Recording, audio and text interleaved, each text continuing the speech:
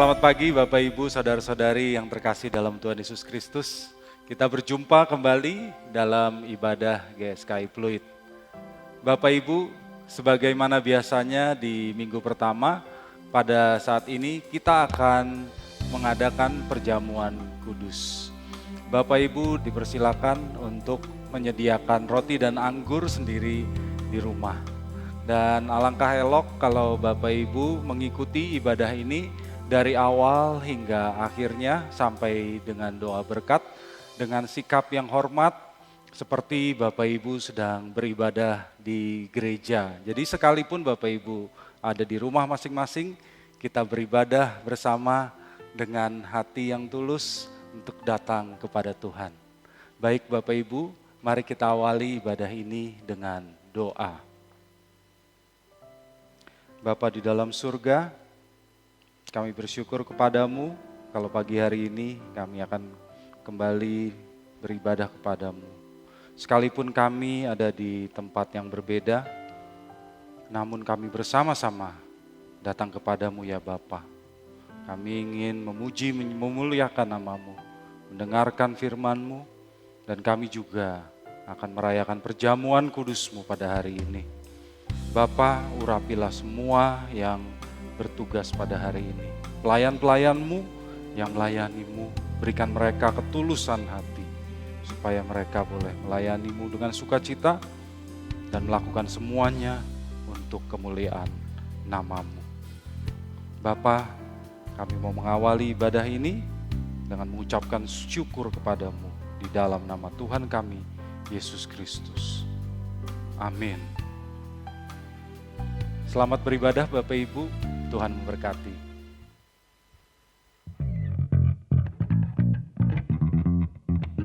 Haleluya. Mari segenap hati bersama-sama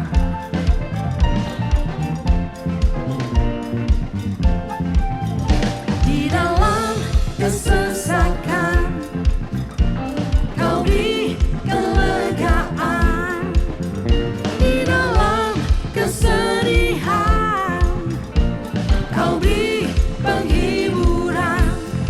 Kasih-Mu yang menyingkirkan segala kegelapan.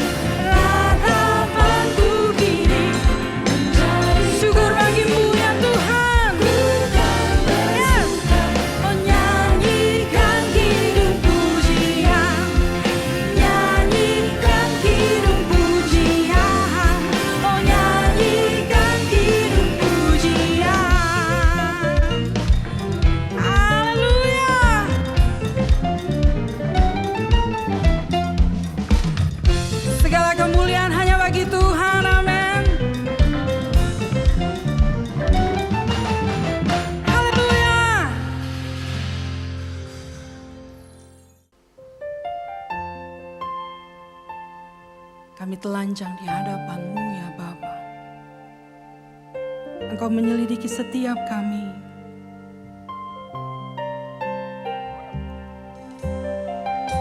Ampuni setiap kami Bapa.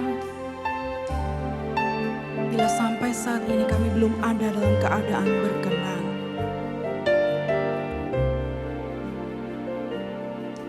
Bila selama ini ku belum berkenan di hadapan-Mu,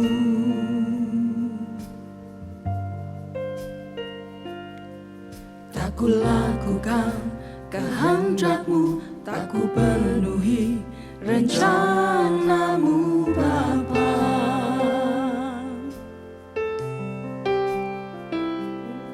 Sampai sekarang ini aku belum menjadi seperti Yesus. Beriku kesempatan di sisa waktuku, Kau ubahkan satu yang ku perlu. Ku mohon kepadamu, sempurna seperti Bapa, serupa dengan Yesus teladanku. Betapa rinduku berkenan kepadamu. Sampai di rumah Bapa ku bertemu Tuhanku, berkenan padamu. Lebih jujur di hadapan Tuhan bersama katakan,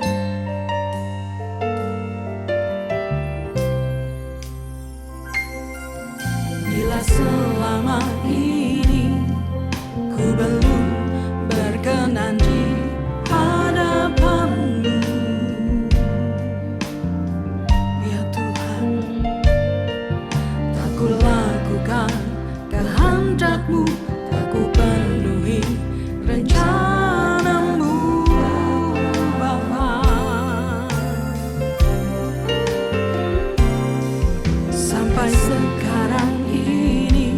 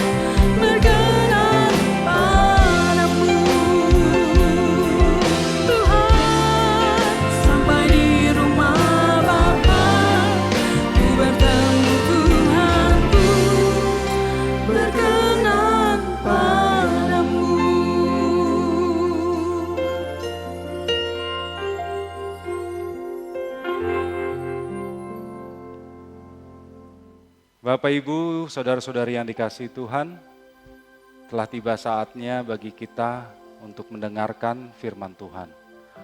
Mari kita tunduk kepala, kita satukan hati dalam doa. Bapa di dalam surga, sekarang kami mau mendengarkan firman-Mu.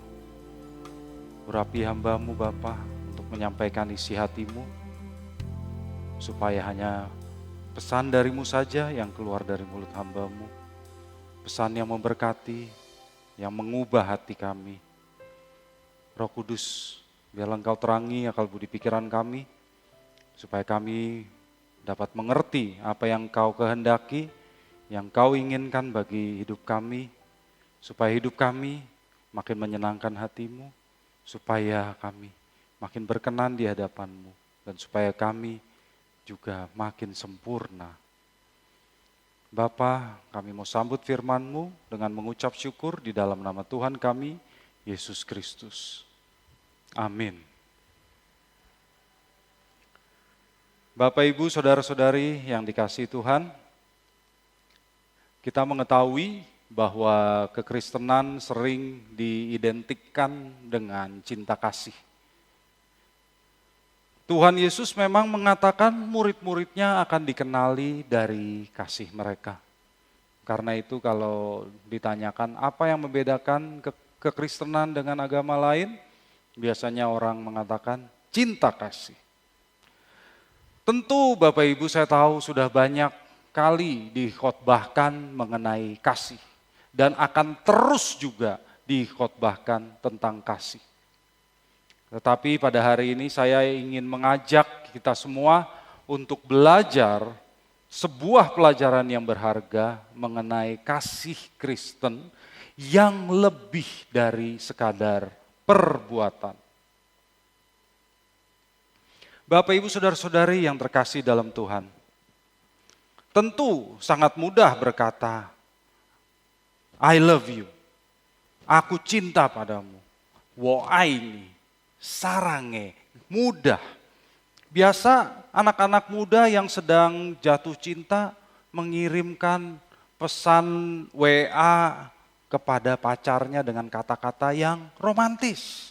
Misalnya, kalau engkau ada di puncak Mount Everest, aku rela mendakinya untuk bertemu denganmu. Kalau engkau ada di seberang lautan, aku rela berenang menyeberanginya untuk berjumpa denganmu. Tiba-tiba turun hujan deras Bapak Ibu. Langsung dia kirim WA lagi kepada pacarnya. Say, hari ini aku gak jadi ke rumah kamu ya, soalnya hujannya deras banget nih. Jadi apa Bapak Ibu? Cuma omong doang. Sama hujan keok. Tapi Bapak Ibu, kalau kita renungkan, bukankah memang demikian halnya hati manusia? Manusia itu memang bawaannya apa? Egois, mementingkan diri sendiri. Berpikir kalau dia mengasihi seseorang, itu karena orang tersebut memberikan suatu manfaat baginya. Suatu keuntungan baginya. Lalu bagaimana dengan Tuhan? Sama saja. Manusia mengatakan dia mengasihi Tuhan karena dia merasa Tuhan bermanfaat baginya. Tuhan dapat dimanfaatkan olehnya. Lalu Bapak Ibu, katanya gini, bukankah Tuhan memerintahkan mengasihi sesama? Ya, betul.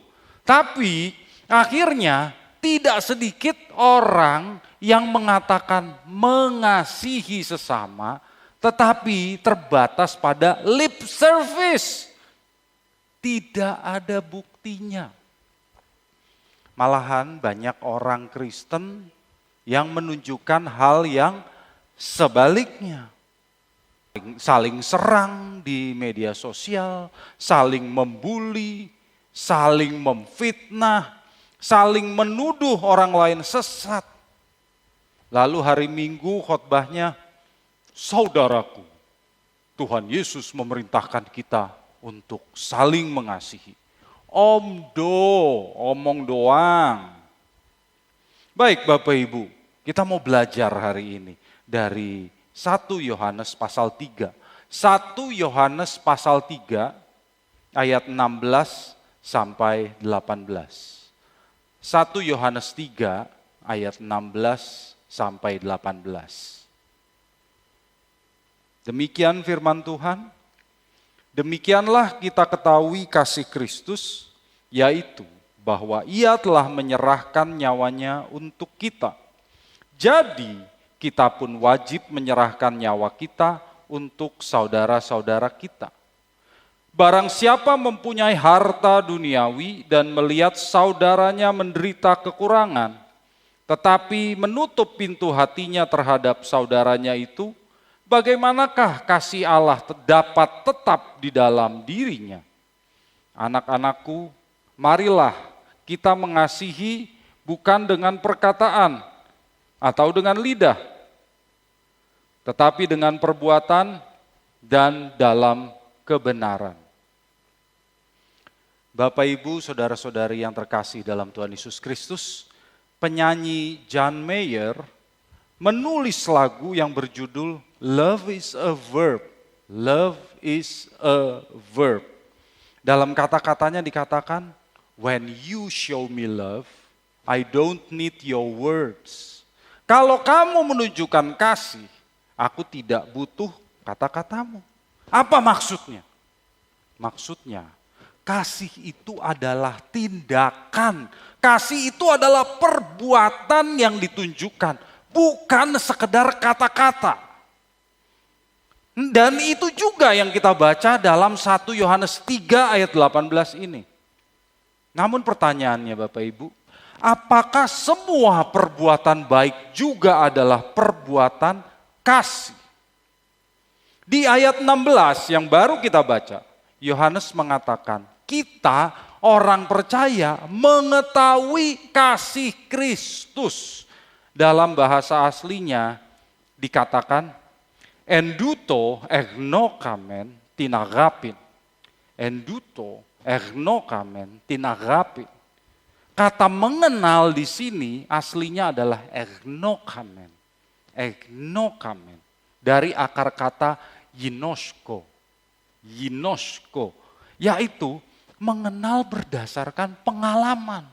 Mengenal karena mengalami. Dari morfologi kata ini, kita bisa menerjemahkan bagian awal dari ayat ini secara harfiah seperti berikut Bapak Ibu. Dengan ini kita telah menjadi mengenal kasih itu karena pengalaman. Kita telah mengenal kasih itu dari pengalaman. Kita sudah mengenal kasih itu karena kita mengalaminya. Nah, itulah Bapak Ibu yang dimaksud dengan ayat ini. Apakah kasih itu? Bahwa Ia telah menyerahkan nyawanya untuk kita. Kristus sudah menyerahkan nyawanya untuk saudara dan saya. Dan kalau kita mengalaminya, kalau kita menghayatinya, maka kita mengenal kasih. Maka Bapak Ibu yang dikasihi Tuhan, secara implisit di sini Yohanes menulis bahwa kasih itu bersumber dari Allah. Dan akhirnya ini dituliskannya secara eksplisit dalam 1 Yohanes pasal 4 ayat 7 dan 8. 1 Yohanes pasal 4 ayat 7 dan 8. Saudara-saudaraku yang kekasih, marilah kita saling mengasihi, sebab kasih itu berasal dari Allah. Dan setiap orang yang mengasihi lahir dari Allah dan mengenal Allah. Barang siapa tidak mengasihi, ia tidak mengenal Allah, sebab Allah adalah kasih. Bapak, Ibu, saudara-saudari yang terkasih dalam Tuhan Yesus Kristus. Orang yang tidak mengasihi tidak mengenal Allah. Sementara orang yang mengasihi lahir dari Allah dan mengenal Allah. Mengapa? Sebab kasih berasal dari Allah dan Allah adalah kasih. Maka Alkitab mengajarkan suatu kebenaran yang luar biasa di sini. Love is more than just a verb. Love is a person. Kasih itu lebih dari sekadar tindakan. Kasih adalah seorang pribadi. Kasih adalah seorang pribadi. Love is a person. Siapa dia?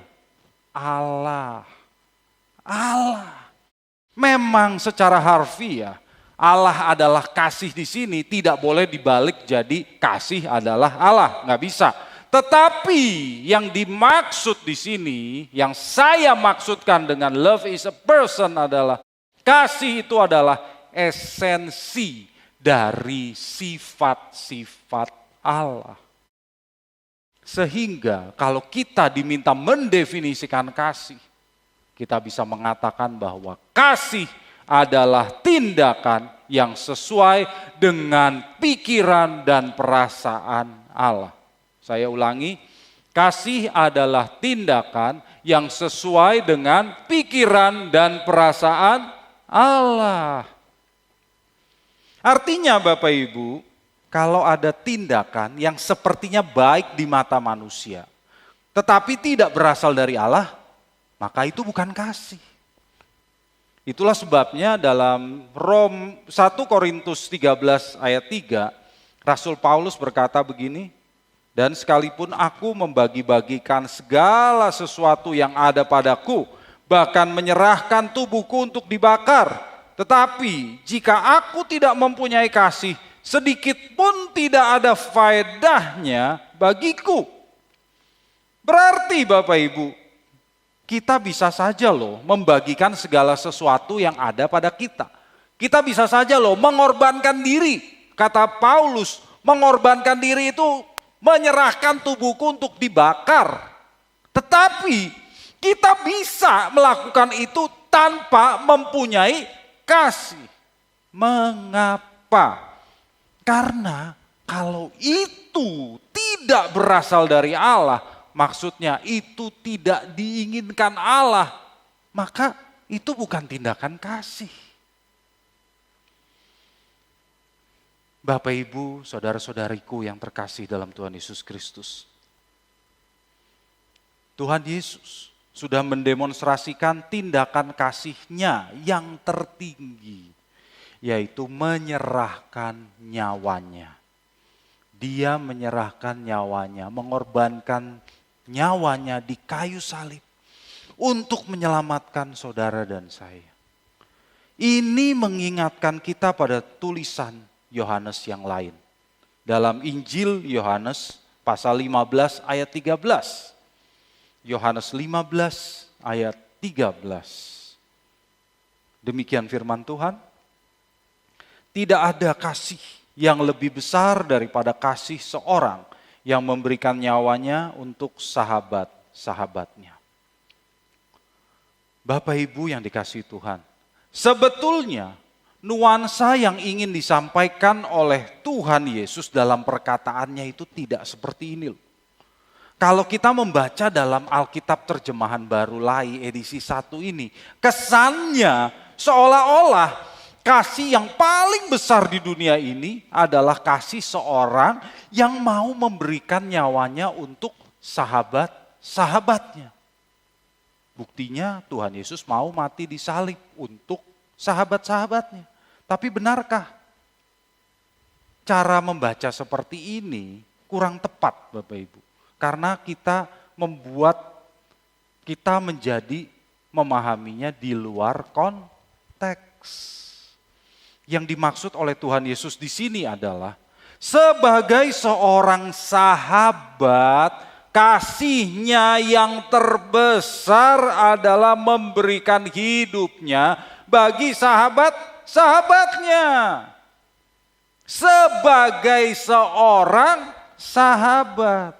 Nah, contoh dalam terjemahan lama, Alkitab terjemahan lama, kata-katanya lebih bagus dalam menyampaikan pesan yang sesungguhnya.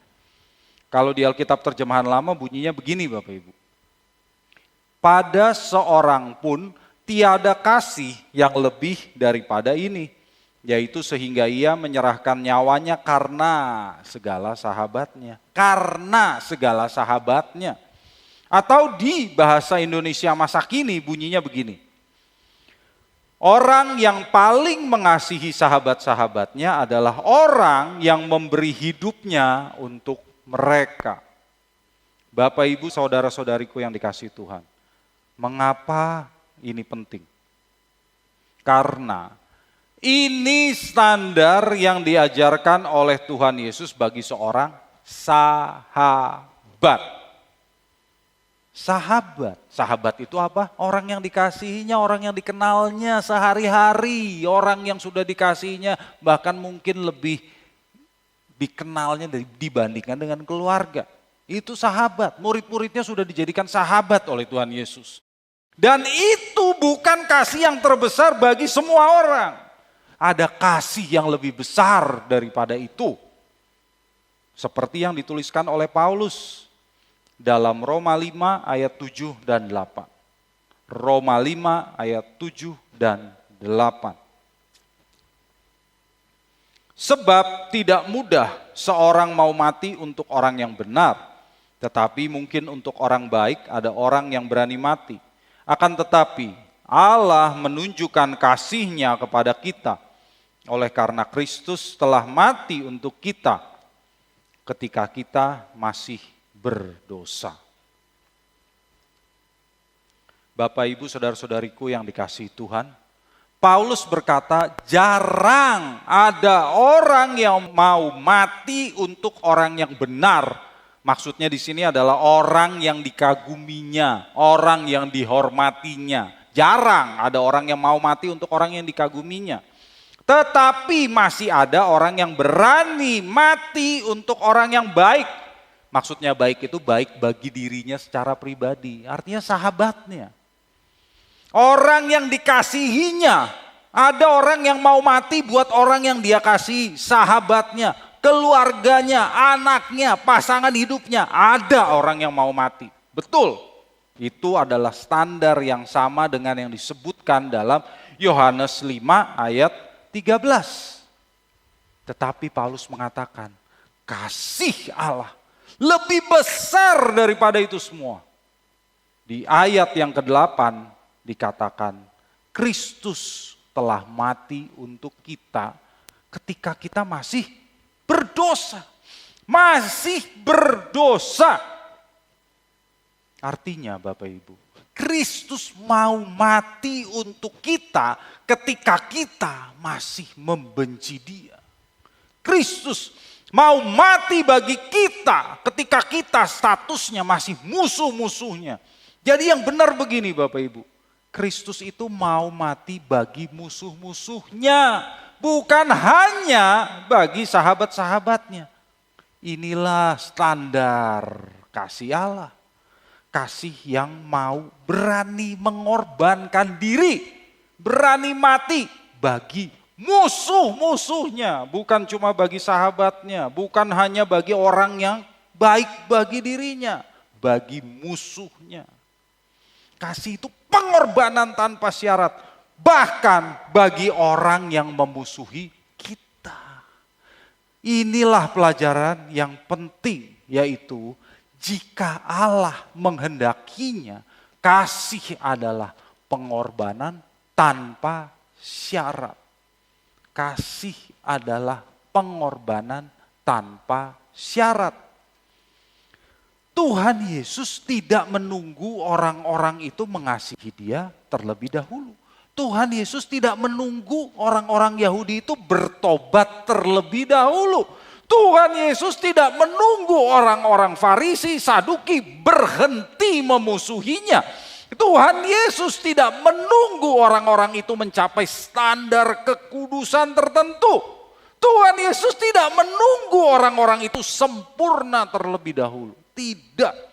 Dia berkorban buat orang-orang yang jahat, bejat, kurang ajar, membenci Allah, pantas masuk neraka. Jadi luar biasa Bapak Ibu. Kasih Tuhan kepada kita itu luar biasa. Kita harus bersyukur bahwa kita mempunyai Allah yang adalah kasih. Kita harus bersyukur Bapak Ibu bahwa Dia sudah mengasihi kita terlebih dahulu. Bahkan ketika kita belum mengenal Dia. Bahkan ketika kita masih berstatus musuhnya. Allah kita adalah kasih. Tetapi Bapak Ibu, kita baca di 1 Yohanes 3 ayat 16b, Yohanes melanjutkannya dengan kata-kata yang terdengar keras. Jadi kita pun wajib menyerahkan nyawa kita untuk saudara-saudara kita. Apa? Standar yang sama itu dikenakan kepada kita. Jadi Yohanes mengatakan, kalau Kristus mau menyerahkan nyawanya kepada kita, berarti kita pun wajib menyerahkan nyawa kita untuk orang lain.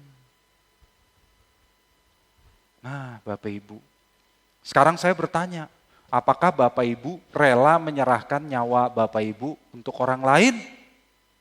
Tuh kan, ada yang jawab amin. Ya memang menjawab seperti itu mudah, karena mungkin di pikiran Bapak Ibu begini, oh kalau saya dipercaya menginjil ke daerah yang belum mengenal Kristus, saya siap mati. Atau kalau ada aniaya terhadap orang Kristen, saya siap mati. Tapi Bapak Ibu, Yohanes kemudian langsung menjelaskan apa yang dia maksud, supaya kita tidak berspekulasi seperti itu. Coba kita lihat. Di 1 Yohanes 3 ayat 17, satu ayat sesudahnya. Barang siapa mempunyai harta duniawi dan melihat saudaranya menderita kekurangan, tetapi menutup pintu hatinya terhadap saudaranya itu, bagaimanakah kasih Allah dapat tetap di dalam dirinya? Nah Bapak Ibu, gampang enggak? Gampang kan berkata saya siap mati. Gampang, tapi begitu dikatakan berbagilah.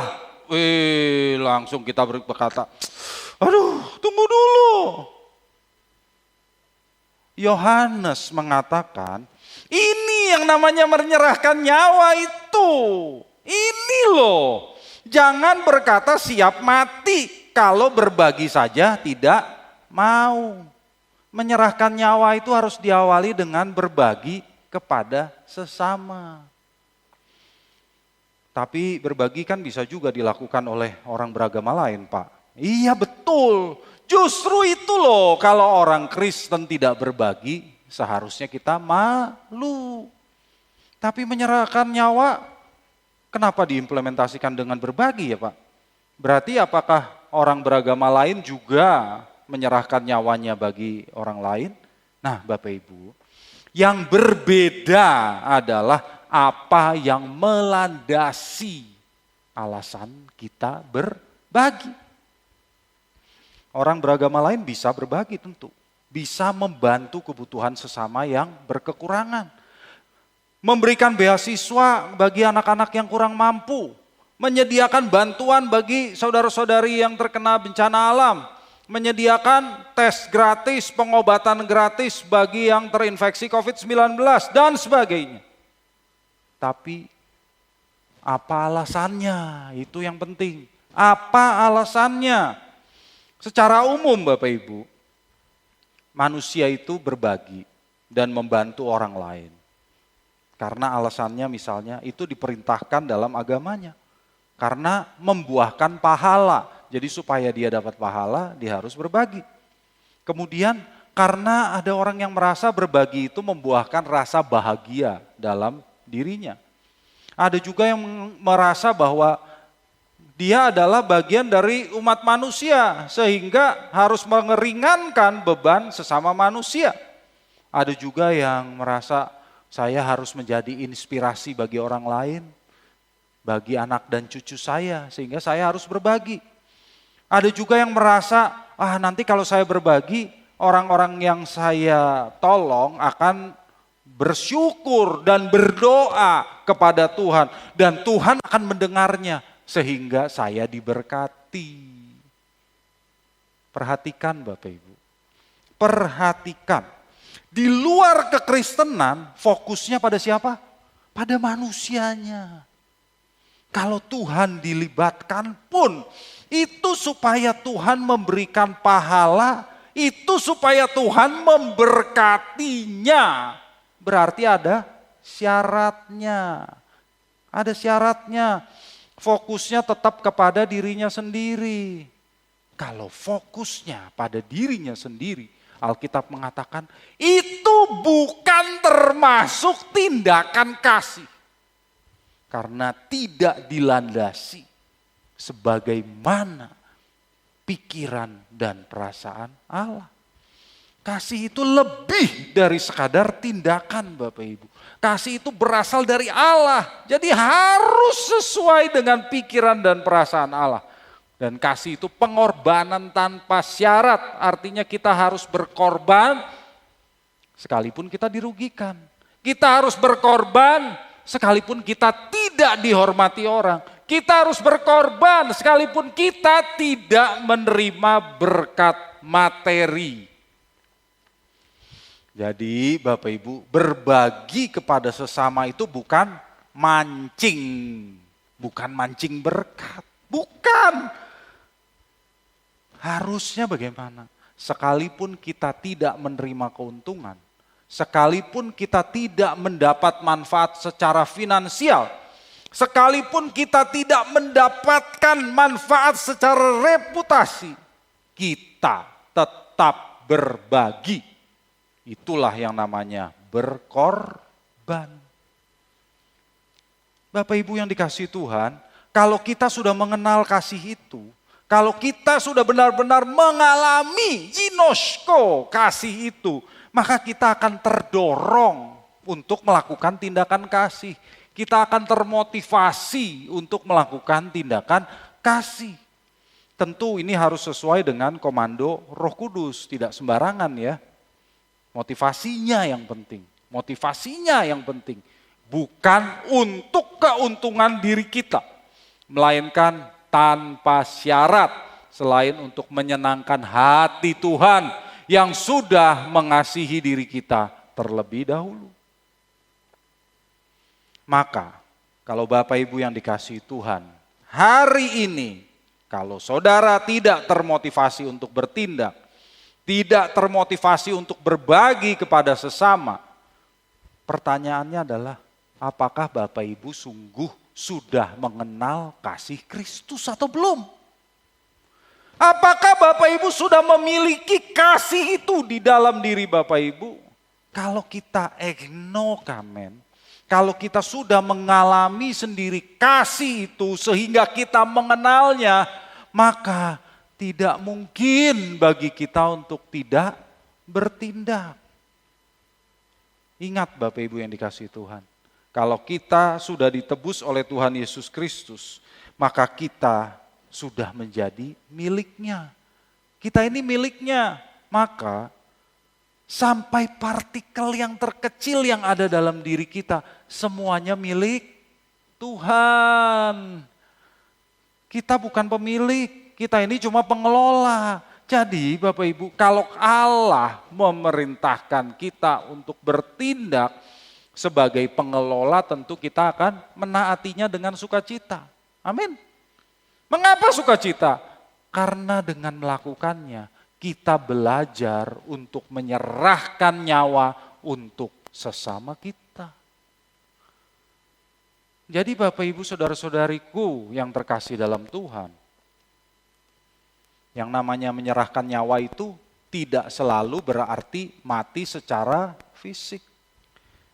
Menyerahkan nyawa adalah melakukan tindakan kasih, yaitu pengorbanan yang sesuai dengan kehendak Allah. Jadi bukan omdo, bukan cuma mengatakan aku rela mati untuk sesamaku, aku mau jadi roti yang terpecah dan anggur yang tercurah. Tetapi kenyataannya aku mau merenggut roti orang lain, Aku mau mengambil anggur orang lain untuk kepentinganku. Kamuflase untuk kepentingan pribadi. Bukan seperti itu Bapak Ibu. Itulah sebabnya sesudah itu Yohanes menulis dalam 1 Yohanes 3 ayat 18. Anak-anakku, marilah kita mengasihi, bukan dengan perkataan atau dengan lidah, tetapi dengan perbuatan dan dalam kebenaran.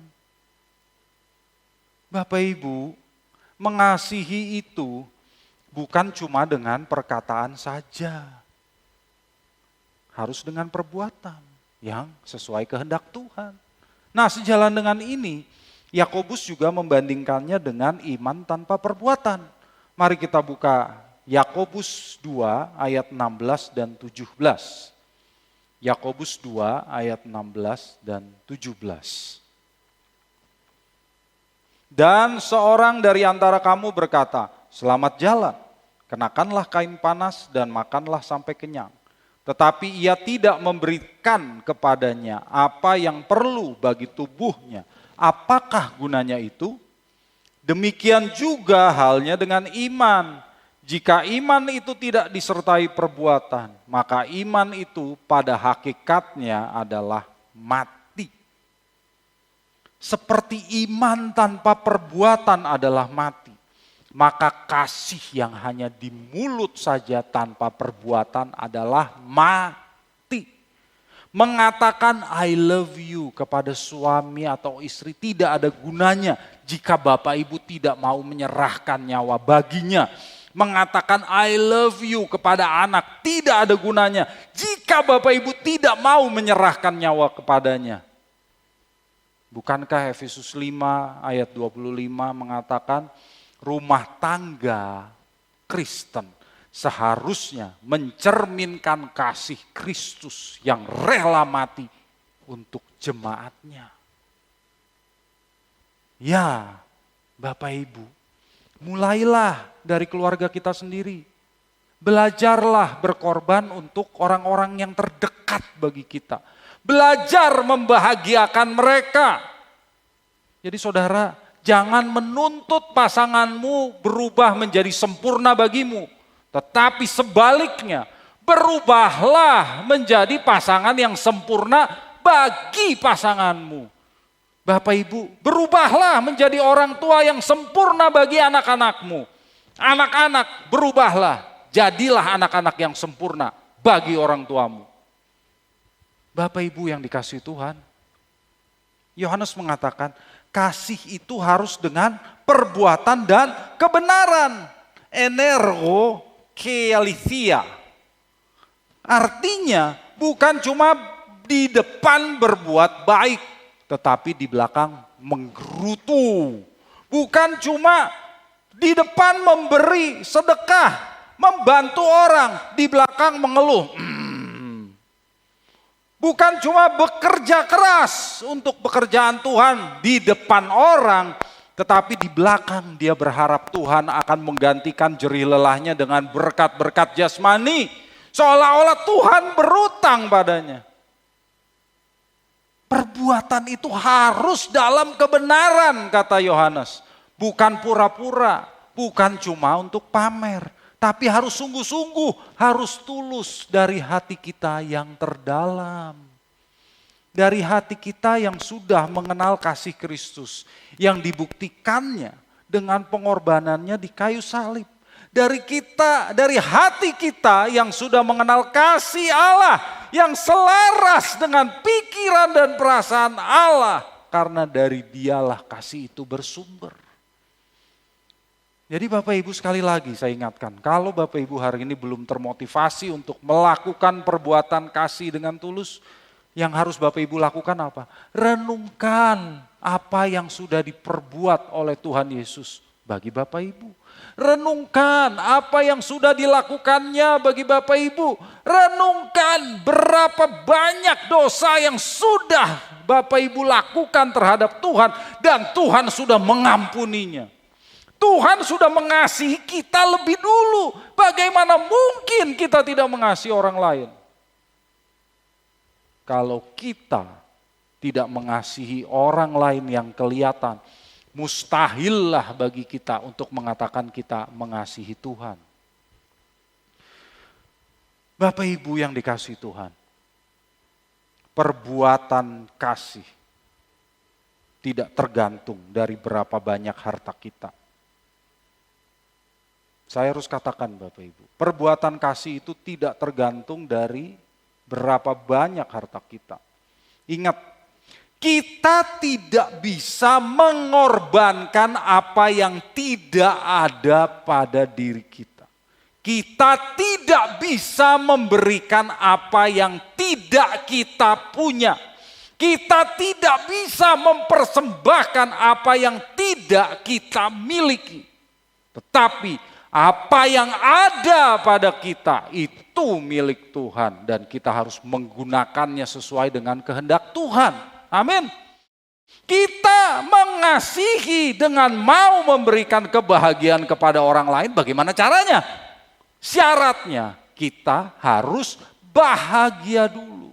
Bagaimana mungkin Bapak Ibu orang bisa memberikan sesuatu yang tidak dimilikinya?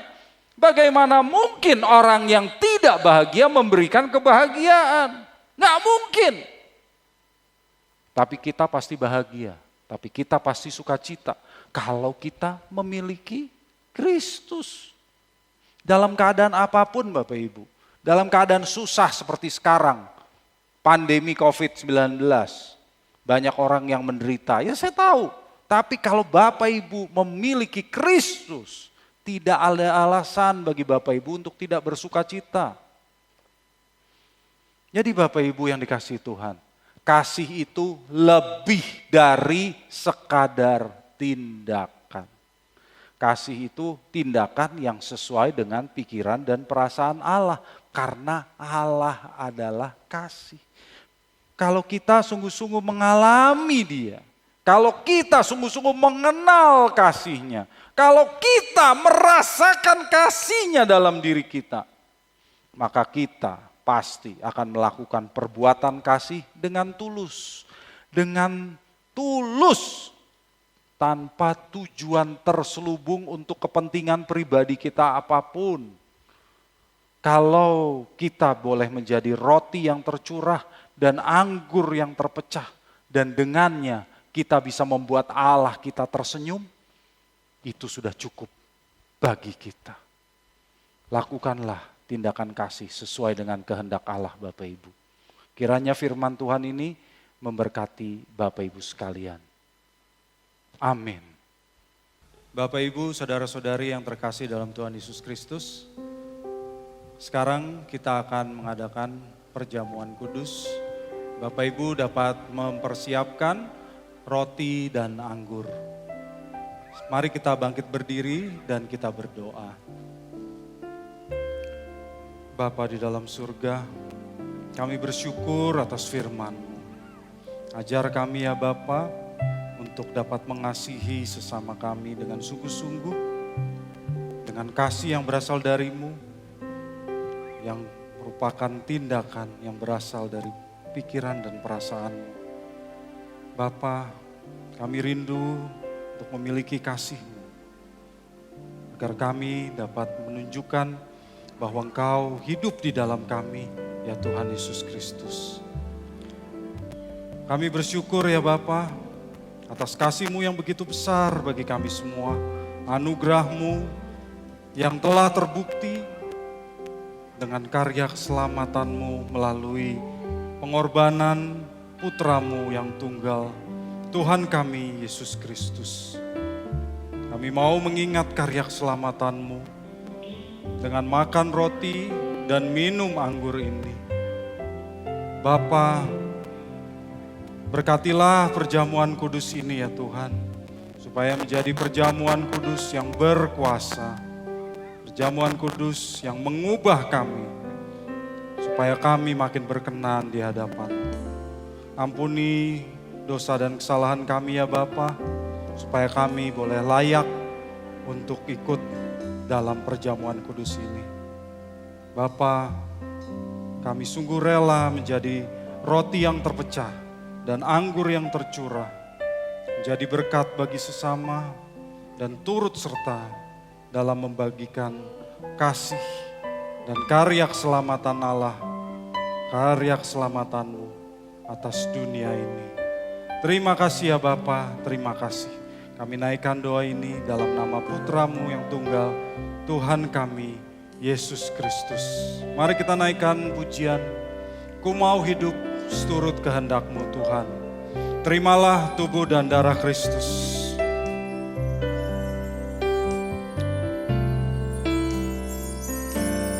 Ku mau hidup seturut kehendak-Mu Tuhan. Ku mau memberi semua yang dapat ku berikan. Ku mengasihi-Mu lebih dari semua, melayani-Mu di bumi, di surga. Kau ajarku hidup yang sungguh berarti, seperti hidup yang Engkau jalani.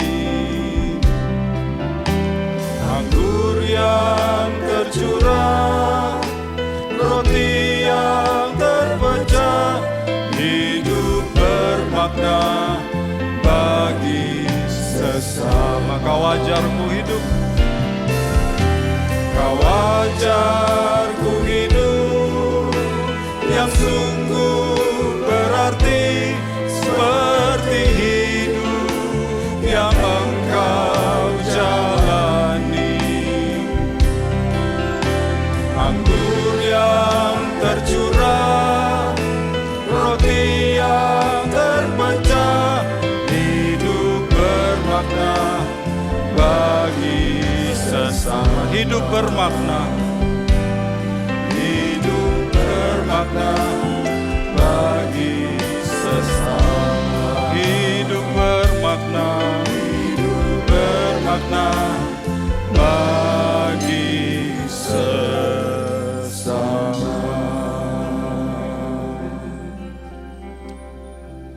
Angkat roti dan anggur tinggi di atas kepala kita dan ikuti apa yang saya katakan. Di dalam nama Tuhan Yesus, aku percaya bahwa tubuh Tuhan Yesus telah dipecah-pecahkan. Darah Tuhan Yesus telah ditumpahkan bagi pengampunan dan penebusan dosa-dosaku. Oleh kurban Tuhan Yesus, aku percaya aku dibebaskan dari kutuk dosa, kutuk maut, segala kutuk dan api neraka. Oleh kurban Tuhan Yesus, aku percaya aku telah memperoleh pengampunan dosa, keselamatan, hidup kekal, kesembuhan, pemulihan, kemenangan, dan kelimpahan berkat di dalam Tuhan. Oleh kurban Tuhan Yesus, aku percaya dan menerima bahwa aku milik Tuhan untuk mengabdi dan melayani bagi Tuhan Yesus dengan segenap hidupku selama-lamanya. Turunkan tangan saudara, sesungguhnya sengsaramu karena salahku. Sesungguhnya sengsaramu karena salahku. Sesungguhnya deritamu karena dosaku. Sesungguhnya kedatanganmu gantikan tempatku, agar aku tak binasa. Sesungguhnya sengsaramu, sesungguhnya sengsaramu karena salahku. Sesungguhnya deritamu karena dosaku.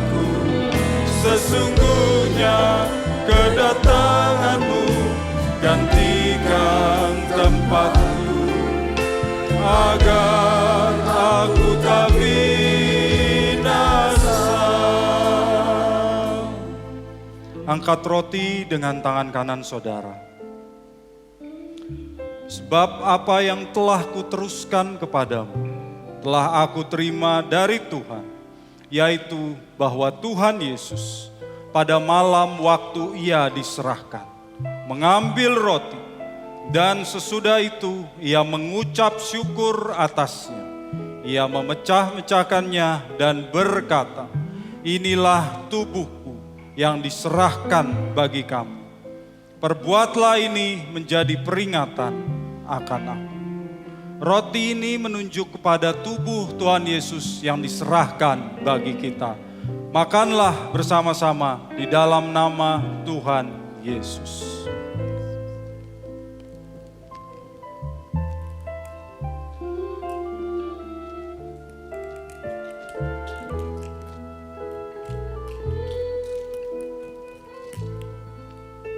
Angkatlah anggur dengan tangan kanan saudara.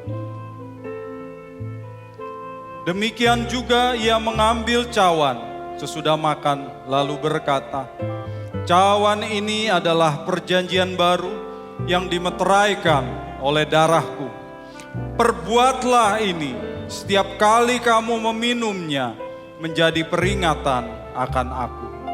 Sebab setiap kali kamu makan roti ini dan minum cawan ini, kamu memberitakan kematian Tuhan sampai ia datang. Anggur ini menunjuk kepada darah Tuhan Yesus yang ditumpahkan bagi kita. Mari kita minum bersama-sama di dalam nama Tuhan Yesus. Haleluya. Kita naikkan pujian. Terima kasih ya Tuhanku.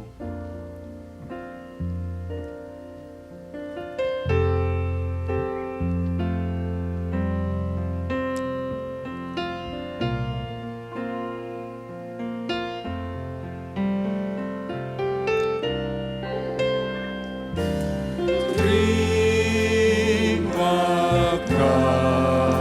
kasih ya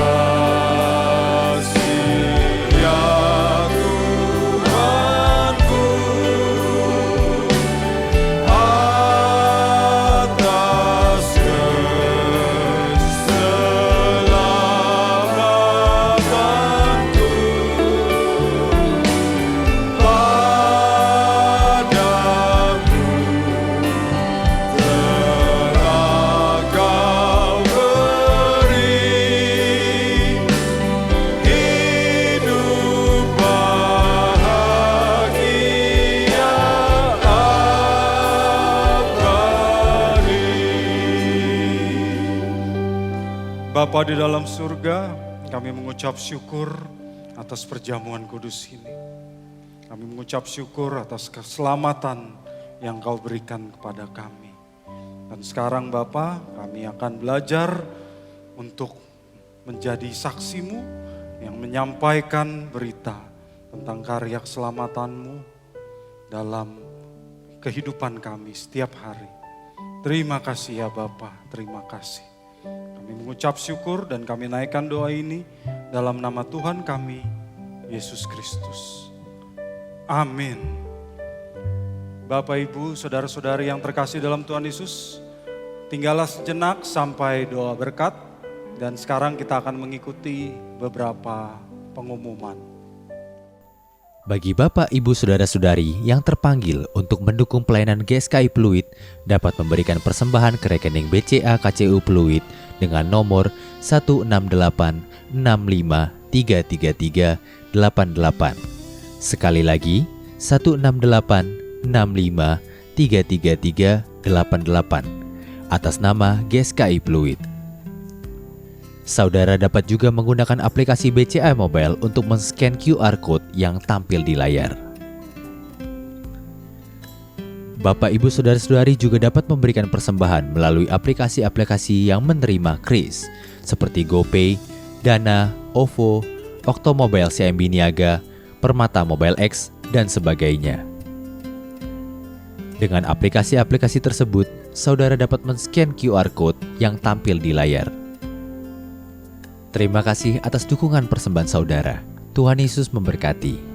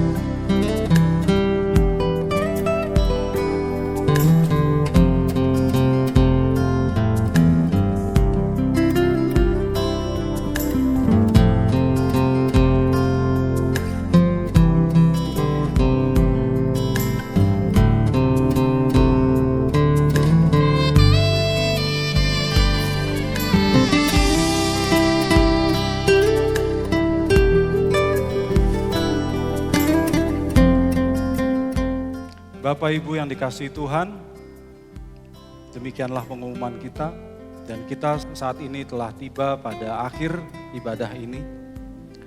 Mari kita bangkit berdiri, kita berdoa dan kita terima berkat dari Tuhan.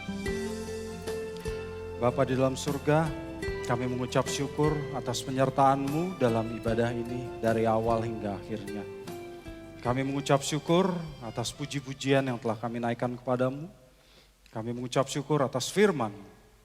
Kami mengucap syukur atas perjamuan kudus yang telah kami lakukan Tuhan.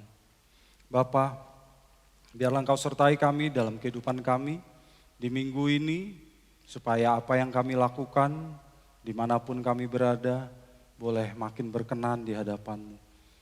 Agar kami terus-menerus Engkau ubahkan, makin hari makin sempurna, makin hari makin serupa dengan Putra-Mu Tuhan kami Yesus Kristus. Bapa, berkati persembahan yang dibawa oleh anak-anak-Mu kepadamu, karena persembahan ini pun akan dipergunakan untuk kepentingan pekerjaan Tuhan melalui gereja kami. Berkati mereka yang memberi, maupun mereka yang belum memberi ya Bapa. Biarlah Engkau berkati mereka Tuhan. Cukupi kebutuhan mereka. Karena Engkau yang mempunyai segalanya. Terima kasih ya Bapa, terima kasih. Kami mengucap syukur atas penyertaan-Mu dan doa ini kami naikkan di dalam nama Tuhan kami, Yesus Kristus yang telah mengajar kami berdoa. Bapak, Ibu, Saudara-saudari yang dikasihi Tuhan, mari kita naikkan doa Bapa kami. Bapa kami yang di surga, dikuduskanlah nama-Mu. Datanglah kerajaan-Mu, jadilah kehendak-Mu di bumi seperti di surga. Berikanlah kami pada hari ini makanan kami yang secukupnya. Dan ampunilah kami akan kesalahan kami, seperti kami juga mengampuni orang yang bersalah kepada kami. Dan janganlah membawa kami ke dalam pencobaan, tetapi lepaskanlah kami daripada yang jahat. Karena Engkaulah yang mempunyai kerajaan dan kuasa dan kemuliaan sampai selama-lamanya. Amin. Angkatlah kedua tanganmu dan terimalah berkat dari Tuhan. kasih Allah Bapa, anugerah dari Tuhan kita Yesus Kristus, dalam persekutuan Roh Kudus menyertai saudara sekalian mulai saat ini sampai selama-lamanya. Amin. Bapak Ibu yang dikasihi Tuhan, demikianlah ibadah kita. Pada pukul 13.30 nanti ada ibadah Elevate yang dapat Bapak Ibu ikuti kembali di channel Elevate Live by Faith, dan juga dapat diikuti di Shine Channel First Media. Kita akan berjumpa kembali pada kesempatan mendatang. Sampai jumpa. Tuhan memberkati.